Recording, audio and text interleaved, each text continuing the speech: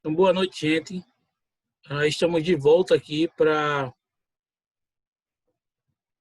continuar a nossa aula, né? Falar um pouco sobre os modelos atômicos, que é a continuação do nosso conteúdo, beleza? Então, primeiro, o homem começou a observar, né? Como as substâncias se comportavam no ambiente. Daí, vários cientistas tentaram dar ideias sobre como isso aconteceu. Dentre as ideias, uma das que hoje é bem popular é a lei de Lavoisier. A lei de Lavoisier diz que na natureza nada se perde, nada se cria e que tudo se transforma. E aí, um pouco mais à frente, Proust, ele também colocou algumas ideias dentro dessa teoria. E aí foi complementado por Dalton, Rutherford, Bohr e vários outros deram a sua participação, complementando uma ideia do outro para que chegássemos ao que nós temos hoje. No modelo atômico de Dalton, ele propôs que o átomo seria uma esfera maciça, seria uma pequena partícula maciça que iria compor uma substância. Então, ele até fez uma referência a bolas de gude e que esses átomos seriam indestrutíveis. E a junção, né, desses átomos formariam moléculas. Lembrando que um átomo é a menor parte que existe em uma substância, tá? Ela não tem vida, é composta somente de matéria e energia. Beleza? Então, a estrutura do átomo, ela também passou por vários cientistas para que fossem melhorados. Então, começou a surgir algumas partículas, e essas partículas são consideradas, hoje em dia, fundamentais para o estudo dos elementos, que são os elétrons, os prótons e os nêutrons.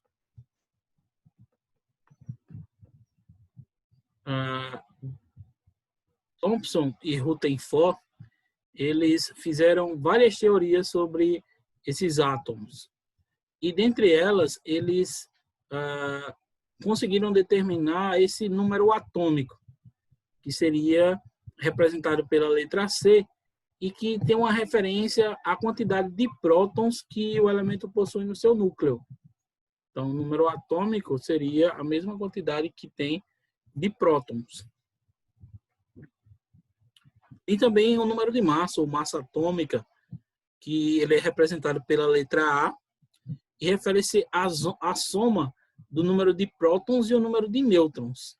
Então, a gente pode calcular o A como Z mais N. A vai ser igual a Z mais N, que é o número atômico mais o número de nêutrons.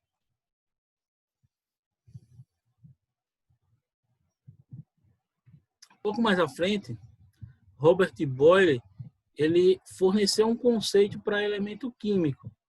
Ele disse que seria o conjunto de todos os átomos que possuem o mesmo número atômico. Então, o mesmo número atômico só pode ser um elemento químico, como a gente conhece, como o carbono, como o oxigênio, como o nitrogênio e vários outros que estão presentes lá na tabela periódica. Bohr tentou complementar essa teoria e ele tentou determinar o comportamento de elétrons ao redor do núcleo. Então, ele acreditava que esses elétrons eles estavam ao redor desse núcleo e que um gás ele emite luz quando uma corrente elétrica passava por ele. Esse conjunto de energia quantizado mais tarde foi chamado de níveis de energia. Então, esses níveis de energia seriam as camadas eletrônicas que os elétrons estavam acoplados. E esses níveis de energia é quem fazem uma certa distribuição desses elétrons ao redor do núcleo. Então, começou-se a observar as ondas eletromagnéticas que nós temos aí no nosso ambiente. Então, nós sabemos que, de acordo com a sua frequência, com o seu comprimento de onda, essas ondas elas podem se comportar de maneiras diferentes. E aí elas servem como códigos que podem ser interpretados de maneiras diferentes, como as ondas de rádio, a de TV, a de micro-ondas, infravermelho, raio-x e vários outros tipos de raios e frequências que são utilizadas hoje em dia, inclusive pelo homem, né? Então, ainda hoje, as ondas de rádio e as ondas de TV, elas são muito importantes para o nosso dia a dia.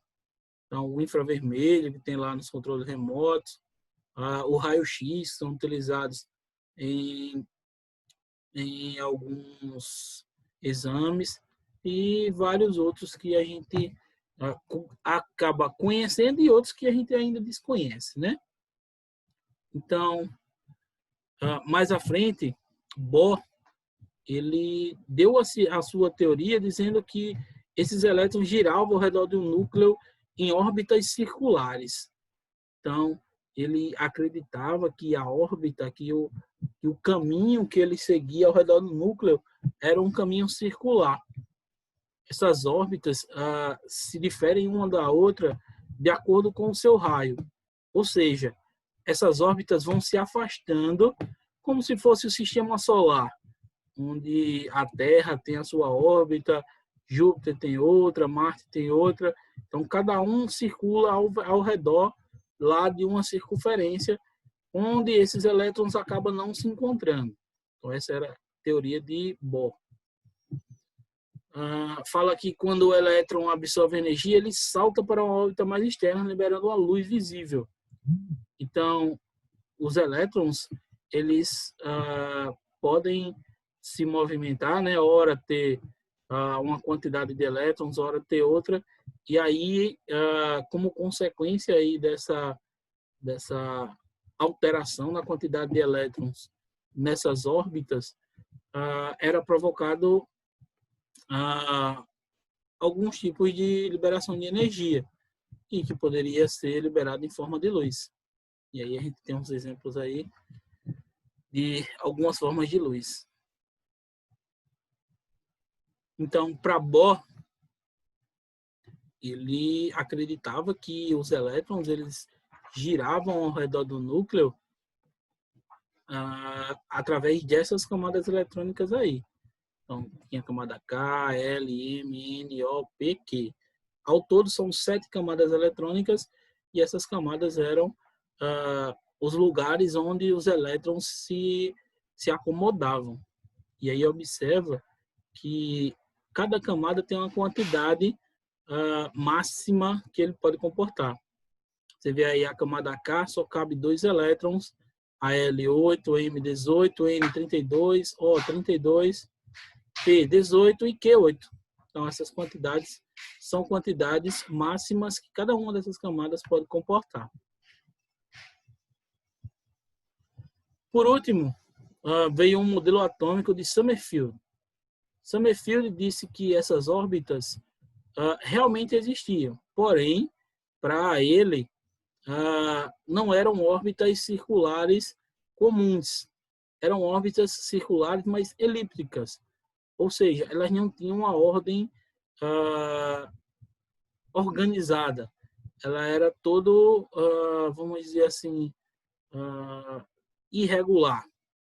Então, observe aí nessa foto, que tenta demonstrar esse modelo de Summerfield, que essas órbitas elas estão ao redor do núcleo, sim, mas de uma maneira mais, vamos dizer assim, dispersa do que as outras. Nesse caso, essas órbitas contavam com subníveis que eram, vamos dizer assim, uma subdivisão que existia já dentro de cada órbita, como a gente vai ver um pouco mais à frente. Então, era isso aí que a gente tinha para falar hoje sobre os elementos químicos. Na próxima aula a gente faz uma tarefinha, comenta mais alguma coisa e aí parte para a próxima. Então, beleza? Tchau, tchau. Até a próxima. E agora vamos lá tirar dúvidas.